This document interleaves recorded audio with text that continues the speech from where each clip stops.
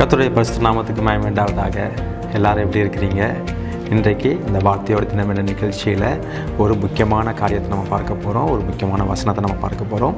வாருங்கள், வார்த்தையோட தினம் என்ற நிகழ்ச்சியாக நாம் கடந்து செல்லலாம்.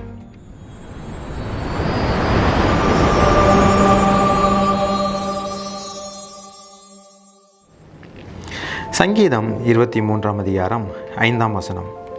என் சத்துருக்களுக்கு முன்பாக நீர் எனக்கு ஒரு பந்தியை ஆயத்தப்படுத்தி என் தலையை எண்ணெயால் அபிஷேகம் பண்ணுகிறீர், என் பாத்திரம் நிரம்பி வழிகிறது. இந்த சங்கீதம் எல்லாருக்கும் ரொம்ப தெரிஞ்ச சங்கீதம், அப்படி தானே? சங்கீதம் 23. பர்டிகுலர்லி இந்த வசனம் எதன் அடிப்படையில் வருகிறது என்றால் 1 சாமுவேல் 16ஆம் அதிகாரத்தோட அடிப்படையில் இது வருதுங்க. அப்போ என்ன அங்கே சம்பவம் நடந்துச்சு அப்படின்னா, சவுல் ராஜா கர்த்தருக்கு விரோதமாக அவர் பண்ணி கொண்டிருக்கிற சமயத்தில் தேவன் சவுல் ராஜாவை தள்ளி வைத்து விட்டார். அப்போது சாமுவேல்கிட்ட சொல்கிறாரு, நீ எந்த மட்டும் நீ சவுலுக்காக நீ அழுதுகிட்டே இருப்ப, அதனால் நீ பெத்லெகேமுக்கு போ, நீ ஈசாயினுடைய மகனில் ஒருத்தரை நான் செலக்ட் பண்ணுறேன் அப்படின்னு சொன்ன உடனே நேராக சாமுவேலுங்கிறது ஒரு பெரிய தீர்க்கதரிசி, தான் முதல் பேசாவ வர ஒரு பெரிய ப்ராஃபெட், சரியா? ஒரு உலகமே இஸ்ரவேல் தேசமே மதிக்கிற ஒரு பெரிய ப்ராஃபெட். அவர் ஒருத்தங்க வீட்டுக்கு வர்றாங்கன்னா அந்த வீடு எவ்வளோ ஒரு மகிழ்ச்சிகரமாக இருக்கும், எவ்வளோ ஒரு பெரிய ஃபங்க்ஷன், அப்படி தானே? அது ஒரு ஃபங்க்ஷன். அப்போ அந்த இடத்துல ஈசாயினுடைய பசங்க எல்லாத்தையும் வராங்க. அதில் முதலாவது பையன் யாருன்னா 1 சாமுவேல் 16ஆம் அதிகாரம் 6ஆம் வசனம். அவர்கள் வந்தபோது அவன் எலியாபை பார்த்தவுடனே கர்த்தரால் அபிஷேகம் பண்ணப்பட்டவன் இவன் தானாக்கும் என்றான். அப்போ ஈசாயினுடைய பசங்கள்லாம் தான் ராஜான்னு சொல்லிட்டாரு. பட் எந்த ராஜான்னு ஆண்டவர் சொல்லலை, பேர் சொல்லலை. அப்போ பையன் வாரான், அவன் பேர் எலியாப். எலியாப் என்றால் காட் ஆஃப் ஃபாதர், தேவனை போன்றவன் என்று அர்த்தம். தேவனை போன்றவனா என்ன? அவன் நல்ல ஒரு ஹேண்ட்ஸம் ஃபிகர், நல்ல ஆள், அழகாக இருப்பான், ரொம்ப அம்சமாக இருப்பான், யாருக்கும் பார்த்தவனே பிடிச்சிரும். பாருங்கள், இன்றைக்கி உலகம் அப்படி தானே பார்க்குது. நல்லா ஹேண்ட்ஸமாக இருக்கிறான், நல்லா கலராக இருக்கிறானா, நல்ல ஒரு ஜைஜாண்டிக் ஃபிகராக இருக்கிறான்னு தான் நம்ம பார்க்குறாங்க. கொஞ்சம் ஒரு மாதிரி ஒரு நோஞ்சானாவோ கொஞ்சம் ஒரு மாதிரி இருந்தாங்கன்னா, கொஞ்சம் அவலட்சணமாக இருந்தாங்கன்னா இந்த உலகம் ஒரு மதிப்பு கொடுக்க மாட்டேங்குது, அப்படி தானே? ஸோ பாருங்கள், இந்த சாமுவேலும் அதுக்கு விதிவிலக்கு இல்லைங்க. அப்போ சாமுவேல் அந்த எலியாவை பார்த்த உடனே இவன் தேவனை போல இருக்கிறானே, இவன் நல்லா இருக்கிறானே, சார் நம்ம ஆண்டவர் எவ்வளோ பெரிய சூப்பரான ஆண்டவர், சரியான ஒரு ஆளை தான் செலக்ட் பண்ணிக்கிறான்னு சொன்ன உடனே அடுத்த வசனம் என்ன சொல்கிறது? 7ஆம் வசனம். கர்த்தர் சாமுவேலை நோக்கி, நீ இவனுடைய முகத்தையும் இவனுடைய சரீர வளர்ச்சியையும் பார்க்க வேண்டாம், நான் இவனை புறக்கணித்தேன், மனுஷன் பார்க்கிறபடி நான் பாரேன், மனுஷன் முகத்தை பார்ப்பான், கர்த்தரோ இருதயத்தை பார்க்கிறார் என்றார். ஆண்டவர் சொல்லிட்டாரு, இவன் அழகெல்லாம் தேவையில்லைப்பா, நீ என்ன தான் நீ ஜிம்மில் போய் 6 பேக் வச்சாலும் அதெல்லாம் எனக்கு தேவையில்லை, நான் இவனை புறக்கணிச்சிட்டேன் அப்படின்ட்டு. அப்போ அடுத்த ஒரு நபரை சாமுவேல் பார்க்குறாரு. 1 சாமுவேல் 16ஆம் அதிகாரம் 8ஆம் வசனம். அப்பொழுது ஈசாய் அபினதாபை அழைத்து அவனை சாமுவேலுக்கு முன்பாக கடந்து போக பண்ணினான், அவன் இவனையும் கர்த்தர் தெரிந்து கொள்ளவில்லை என்றான். அபினதாப் என்ற என்ன மீனிங்னா, தகப்பனுக்கு பிரியமானவன், தகப்பன் என்ன சொன்னாலும் அதை அப்படியே செய்கிறவன், நல்ல ஒரு ஒபீடியன்ஸ். ஆனால் பாருங்கள், ஆண்டவர் அவனையும் செலக்ட் பண்ணலை. அப்போ அடுத்து ஒரு பையன் வரான். அவன் யாரா? ஷம்மானா லாட் ஆஃப் டேலண்ட்ஸ், மிகுந்த தாளந்துகளை உடையவன். இன்னைக்கு சில பேர் பார்த்தீங்கன்னா நல்ல டேலண்டட் பர்சனாக இருப்பாங்க, ரொம்ப டேலண்டட் ஃபெலோவாக இருப்பாங்க. ஆனால் ஆண்டவர் அவனையும் புறக்கணிச்சிட்டாரு. இப்படி 7 பேர்த்தையும் அவர் புறக்கணிச்சிட்டாரு பாருங்கள். அப்போ ஆண்டவர் எதை நம்மகிட்ட எதிர்பார்க்கிறார் பிரியமானவர்களே? அதை தான் நம்ம இன்றைக்கி பார்க்க போகிறோம். அப்போ 7 பேர் முடிஞ்ச உடனே பாருங்கள், அந்த கடைசியாக இருக்கிற அந்த வாலிபனை, அந்த 8வது பையனை அந்த குடும்பம் முழுவதுமாக மறந்துடுச்சு. இவன்லாம் நிச்சயமாக அரசன் ஆகிறதுக்கெலாம் எந்த தகுதியும் கிடையாது, நிச்சயமாக இவனாலாம் முடியாது அப்படின்னு சொல்லி பாருங்கள். அவனை அந்த குடும்பத்தில் ஒரு ஃபங்க்ஷன் நடக்குது. ஆனால் ஃபங்க்ஷனில் அந்த கடைசி பையனாகிய அந்த வாலிபன் அந்த ஃபங்க்ஷனில் இல்லை, அவன் ஏதோ ஒரு இடத்துல ஆடு மேய்த்து கொண்டிருக்கிறான். இவன் நீங்கள் அனுபவிச்சிருக்கீங்களா உங்கள் வாழ்க்கையில்? எவ்வளோ புறக்கணிக்கப்பட்ட ஒரு அனுபவம் இது. அதான் தாவீது சொல்கிறாரு, என் தகப்பனும் தாயும் கைவிட்டாலும் என் கர்த்தர் என்னை சேர்த்துக்கொள்வார். தகப்பன் மறந்து போயாச்சு, தாயால் எந்த பிரயோஜனமும் இல்லை. சொந்த சகோதரர்கள் இவனை அவங்கெல்லாம் கவர்மெண்ட் ஜாப்ஸில் இருக்கிறாங்க. ஆனால் இவன் ஒரு ஆடு மேய்க்கிற தொழில் ஒரு கேவலமான தொழிலாக அந்த காலத்தில் பார்க்கப்படுகிறது. ஆனால் பாருங்கள், கர்த்தர் என்ன செய்தார் என்று பார்ப்போம். 1 சாமுவேல் 16ஆம் அதிகாரம் 11ஆம் வசனம். உன் பிள்ளைகள் இவ்வளவுதானா என்று ஈசாயை கேட்டான். அதற்கு அவன், இன்னும் எல்லாருக்கும் இளையவன் ஒருவன் இருக்கிறான், அவன் ஆடுகளை மேய்த்து கொண்டிருக்கிறான் என்றான். அப்பொழுது சாமுவேல் ஈசாயை நோக்கி, ஆள் அனுப்பி அவனை அழைப்பி, அவன் இங்கே வரும் மட்டும் நான் பந்தி இருக்க மாட்டேன் என்றான். பாருங்க, இந்த குடும்பமே அவனை மறந்தாலும் கர்த்தர் சொல்றாரு, அவன் வந்த பிறகு தான் நான் போஜனமே பண்ணுவேன். இன்றைக்கி இதை நான் எப்படி இந்த வசனத்தை நான் எடுத்திருக்கேன்னா, டேவிட்ஸ் இன்ட்ரோடக்ஷன். அவனை எப்படி இந்த பைபிள் இன்ட்ரோட் பண்ணுதுன்னா, அவன் ஆடு மேய்க்கிறவன், சாதாரண ஆடு மேய்க்கிறவன். He was a shepherd. உலகமே அவனை மறந்து விட்டது, ஆனால் கர்த்தர் மறக்கலை. ஆண்டவர் சொல்கிறாரு, அவன் வந்ததுக்கு அப்புறம் தான் இங்கே செலிப்ரேஷனே ஸ்டார்ட் ஆகும். அது வரைக்கும் நோ செலிப்ரேஷன். 1 சாமுவேல் 16ஆம் அதிகாரம் 12ஆம் வசனத்தில் தாவீது வாராரு. ஆள் அனுப்பி அவனை அழைப்பித்தான். அவன் சிவந்த மேனியும் அழகிய கண்களும் நல்ல ரூபமுள்ளவனாயிருந்தான். அப்பொழுது கர்த்தர், இவன்தான், நீ எழுந்து இவனை அபிஷேகம் பண்ணு என்றார். இவன்தான். Yes, he is. நம்ம யாரை இவன் சொல்லுவோம்? என் பக்கத்தில் ஒரு சகோதரர் இருக்கிறாருன்னா அவனை பார்த்து நம்ம என்ன சொல்லுவோம்? இவன் அப்படின்னு சொல்லுவோம். அங்கே இருக்கிற சகோதரரை பார்த்து நம்ம என்ன சொல்லுவோம்? அவன் அப்படின்னு சொல்லுவோம்.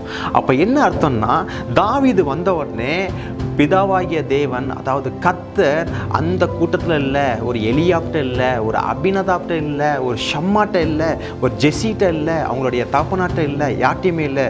அந்த பரிசுத்த ஆவியானவர், அந்த தேவன் நேராக தாவீது பக்கத்தில் நின்று, சாமுவேல், இவன் தான் நான் தெரிந்து கொண்டவன், இவன் தான். பாருங்கள், இன்றைக்கி ஒருவேளை நீங்கள் புறக்கணிக்கப்பட்ட அனுபவத்தில் நீங்கள் இருந்தீங்கன்னா, உங்கள் பாத்திரம் இன்னும் நிரம்பவே இல்லையே அப்படின்ட்டு நீங்கள் நினச்சிட்டு இருந்தீங்கன்னா, நிச்சயமாகவே சொல்கிறேன், கர்த்தர் அவர்களோடு இல்லை, கர்த்தர் உங்கள் சத்துருக்களோடு இல்லை, கர்த்தர் உங்களோடு இருக்கிறார். பிரியமானவர்களே, 1 சாமுவேல் 16ஆம் அதிகாரம் 3ஆம் வசனத்தில் ஆண்டவர் எப்படி சொல்கிறார் பாருங்க. ஈசாயை பலி விருந்துக்கு அழைப்பாயாக, அப்பொழுது நீ செய்ய வேண்டியதை நான் உனக்கு அறிவிப்பேன், நான் உனக்கு சொல்லுகிறவனை எனக்காக அபிஷேகம் பண்ணுவாயாக. நான் திரும்ப வாசிக்கிறேன், நான் உனக்கு சொல்லுகிறவனை எனக்காக நீ அபிஷேகம் பண்ணுவாயாக.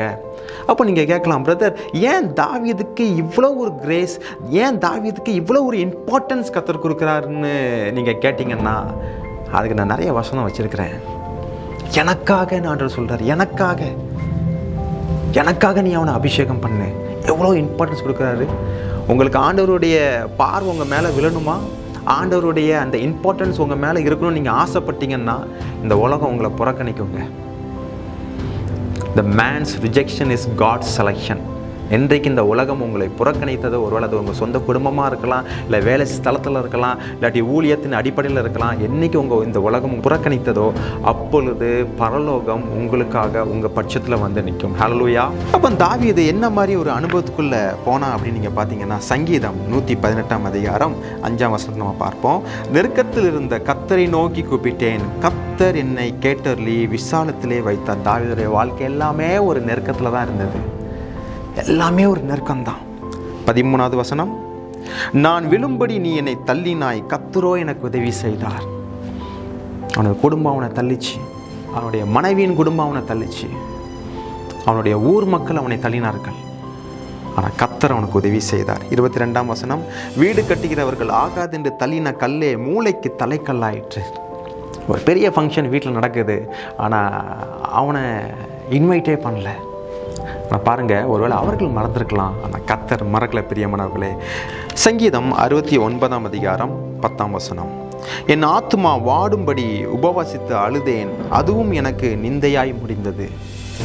தாவீதுடைய வாழ்க்கையை பார்த்தீங்களா? என் ஆத்மா வாடும்படி நான் உபவாசித்து நான் அழுதேன். என் வாழ்க்கை ஃபுல்லாக இரவும் பார்க்கணும் கண்ணீரால் தான் இருந்தது. அதே 19ஆவது வசனம், தேவரீர் என் நிந்தையையும் என் வெட்கத்தையும் என் அவமானத்தையும் அறிந்திருக்கிறீர், என் சத்துருக்கள் எல்லாரும் உமக்கு முன்பாக இருக்கிறார்கள். நான் இந்த வழியாய் போயிட்டுருக்கிறேனே, எனக்கு ஒரே வெட்கமாக இருக்கிறதே, நான் அவமானத்தை பார்த்துட்டு இருக்கேன் நீங்கள் சொன்னீங்கன்னா, உங்களுக்கு முன்பாக ஒரு சில பரிசுத்தவான்கள் ஓடி இருக்கிறாங்க. நான் தாவீது அன்னைக்கு உங்களுக்கு முன்பாக நான் வைக்கிறேன், ப்ரெசன்ட் பண்ணுறேன். அவருடைய வாழ்க்கையில் நிந்தை இருந்தது, வெட்கம் இருந்தது, அவமானம் இருந்தது. என் சத்துருக்கள் எல்லாரும் உமக்கு முன்பாக இருக்கிறார்கள். பாருங்கள், இந்த மாதிரி பாதையில் அவன் போய்கொண்டிருக்கிறனால தான் கர்த்தர் சொல்கிறாரு, அவனை எனக்காக நீங்கள் அபிஷேகம் பண்ணுங்கள், அவர்கள் அல்ல இவன் தான் என்று. பாருங்கள், இந்த சங்கீதம் 23ஆம் அதிகாரத்தை நம்ம பார்த்தோம் அப்படி தானே. என் சத்துருக்களுக்கு முன்பாக எனக்கு ஒரு பந்தயை ஆயத்தப்படுத்தி என் தலையை எண்ணெயால் அபிஷேகம் பண்ணுகிறீர். அந்த அபிஷேகங்கிற வார்த்தை இருக்குல்ல, அதில் எபிரேய பதத்தில் எப்படி போட்டுன்னா டேஷன் அப்படின்னா remove all the Ashes, take away all the Ashes. உங்கள் மேலே இருக்கிற அந்த நிந்தைகள், அந்த நிந்தை என்னும் அந்த சாம்பல், உங்கள் மேலே இருக்கிற வெட்கம் என்னும் அந்த சாம்பல், அந்த எல்லா சாம்பலையும் தேவன் ரிமூவ் பண்ணிக்கிறது தான் அந்த அனாயிண்டிங். ஹல்லேலூயா. ஒரு நாள் ரிமூவ் பண்ணார்ல, அவர் எல்லா சாம்பலையும், எல்லா அழுகை என்ற சாம்பலையும், எல்லாத்தையும் தாவீது மேலே இருக்கிற எல்லா அந்த நிந்தைகளையும் ஆண்டவர் எடுத்துட்டு அந்த சமஸ்த இஸ்ரவேலையும் தாவீதை ராஜாவாக்கினார். யாரெல்லாம் அவருக்கு விரோதமாக பேசினார்களோ அவர்கள் எல்லாம் ஒரு நாள் தாவீதுக்கு முன்பாக தலை குனிந்த ஒரு வாழ்க்கையை வாழ்ந்தார்கள். பிரியமானவர்களே, என் பாத்திரம் நிரம்பி வழிகிறது.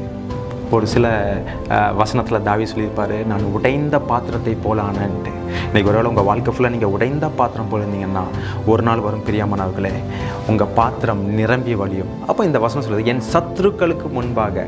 அப்போ அந்த சாம்வேல், நம்ம அந்த 1 சாமுவேல் 16 அதிகாரத்துக்கு நம்ம போவோம். அப்போ சாம்வேல் அந்த தைல குப்பி எடுத்து தாவீதை அனாயிட் பண்ண போதும். தாவீதுக்கு முன்பாக யாரெல்லாம் இருந்தா? தாவீதினுடைய தகப்பனார், தாவீதினுடைய தாயார், தாவீதினுடைய 7 சகோதரர்கள், அந்த பெத்லகேமில் இருக்கிற மூப்பர்கள், அந்த ஜனங்கள் யாரெல்லாம் இவனுக்கு அவமானமாக பேசினார்களோ எல்லாருக்கும் முன்பாக, என் சத்துருக்களுக்கு முன்பாக எனக்கு ஒரு பந்தியை ஆயத்தப்படுத்தி என் தலையை எண்ணெயால் அபிஷேகம் பண்ணுகிறேன். இன்றைக்கி உங்களுக்கு விரோதமாக யாரெல்லாம் பேசினார்களோ அவர்கள் கண்கள் முன்பாகவே தேவன் உங்கள் தலையை உயர்த்துகிற தேவனாக இருப்பார். பிரியமானவர்களே, அவங்க முன்பாக தான் தேவன் தாவீதை ஆசீர்வதித்தார். தேவன் தாவீதை ராஜாவாக அபிஷேகம் பண்ணினார். என்ன ஒரு மொமெண்ட் பாருங்க. தாவீதினுடைய பாத்திரம் நிரம்பி வழிகிறதுக்கு ஒரே ஒரு காரணம், தாவீது 24 மணி நேரம் தேவனோடு இருந்தான், தேவன் சத்தத்தை கேட்டான், தேவனோடு வாழ்ந்தான். அப்படி நீங்கள் வாழும் பட்சத்தில் உங்களுடைய பாத்திரம் நிச்சயமாகவே நிரம்பி வழியும். Your cup will overflow, my friend. I hope this video will be very blessed for you, and if so, please then share this video to your friends and relatives. Let them also be blessed. God bless you. Bye from Diman.